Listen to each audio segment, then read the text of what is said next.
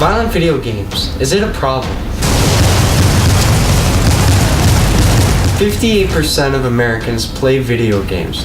43% want to spend their money on video games rather than on something else. And 23% of those people buy violent games. Recently in Connecticut, there was a shooting which resulted in 20 children and 6 staff members losing their lives. After this event occurred, Connecticut decided to accept violent games planned by the Southington SOS program to be burned and exchanged for gift cards due to the shooter being an avid video game player. Studies have asked the question, do video games change the way someone acts in real life? They found that there needs to be an unstable foundation to trigger something tragic. The actual percentage of people that go out and commit violent massacres due to a video game is close to none. Usually people like Adam, the Sandy Hook shooter, have had some sort of troubled past. I'm interviewing Sensei Brad Jones of Brad Jones Karate Do. What is your opinion on violent video games and the shooting of Sandy Hook? Not being a gamer myself, I can't really speak to the fact that it was specifically gaming that did it, but I'm sure it has an influence. There's enough research out there that shows video games' negative effects on people. This being one of them. What I can speak to is when I was a young man, I went and lived in Japan, and I stayed with my master. So in the evenings, we were watching television, and I was quite shocked at some of the things I watched on television. Where in my generation, in the younger days, westerns were very common to watch on television, and there was shootings and so on, but it wasn't gory. There was no blood splattering everywhere. The shows I was watching in Japan were a samurai film where they would take a sword and literally cut the person in half. You'd see bloods all over the wall. It was gory, it was messy. And first few times I saw that, I was quite shocked about how graphic it was. And at the same time, this has been quite common in the US, is the shootings popping up. And then at that time, that's before video gaming came along, people wondered, oh, is it violent movies that's causing this? Now is it violent games that's doing this? And I can speak to another place I've visited often, is Switzerland, where every single person, every man rather, is a soldier from the time you're 18 till you're 47. So you go to the army for 18 months as a young person, and then every year you go for 2 weeks. And every person, every man in that country takes the gun home with them, and the bullets home with them, and they show up the following year with that equipment.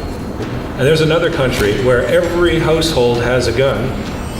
They watch the same Western movies as anywhere else. And we don't have random shootings going into shopping malls and taking people out. These two have kind of led me to a conclusion that in a disciplined society, this isn't an issue.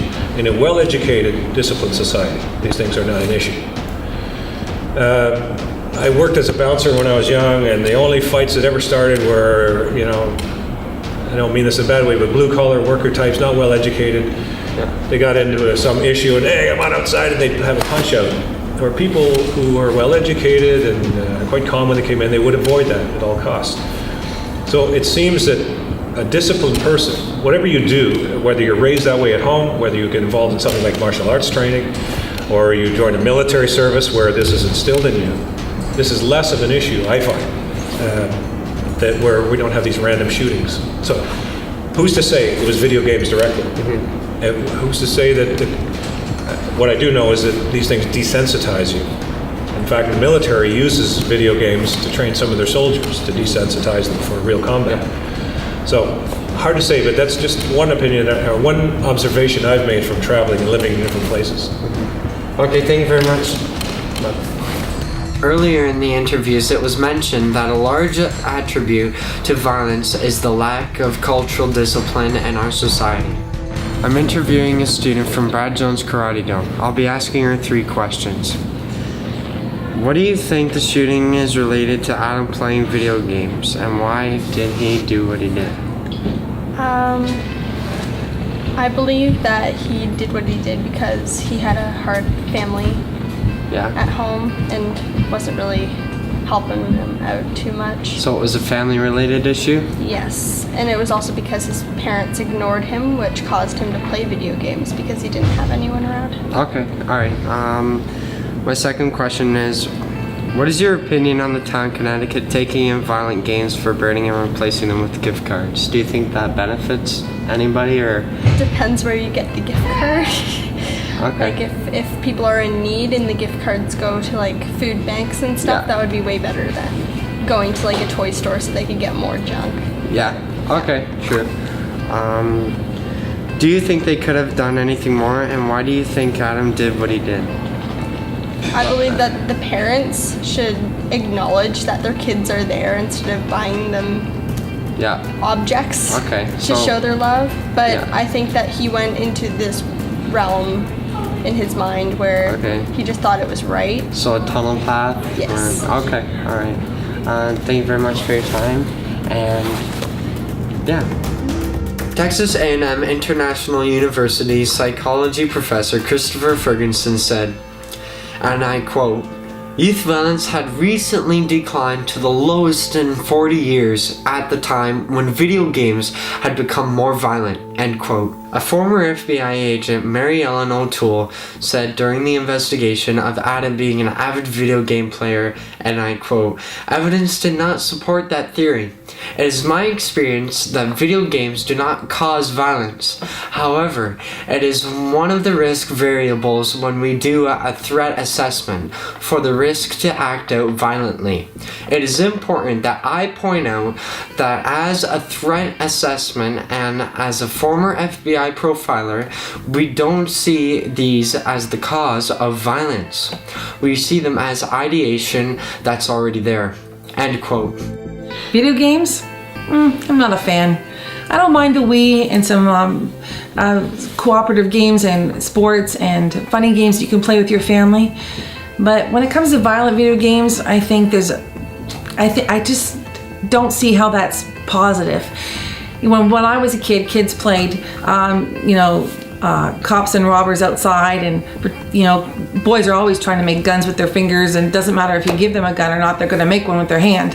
But war games are just, there isn't anything positive coming out of that. They're just attacking each other online. The kids aren't even seeing each other face to face.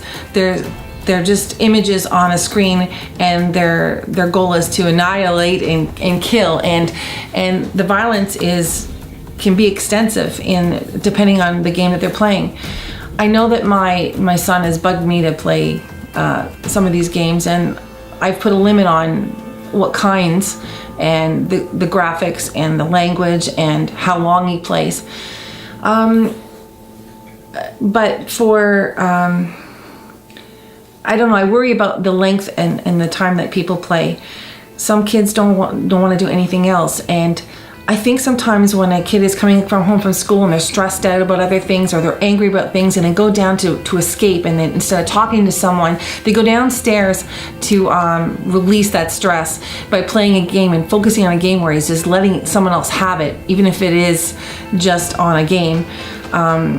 I don't know how positive that can be, instead of talking to someone or playing ball outside, because boys are made differently. They need to get things out. I mean, I don't know, even for the same issues with girls that play video games, they could have the same problems. The other aspect of that is that my belief in God and my perspective on anything I do is how does it bring honor to God, and how is it, whatever we do should be praiseworthy, in my opinion, should be something positive and uplifting. And I just don't think playing violent video games is one of those things. We have heard from martial artists, a mother, teenager, FBI agent, and psychologist, and all with different perspectives.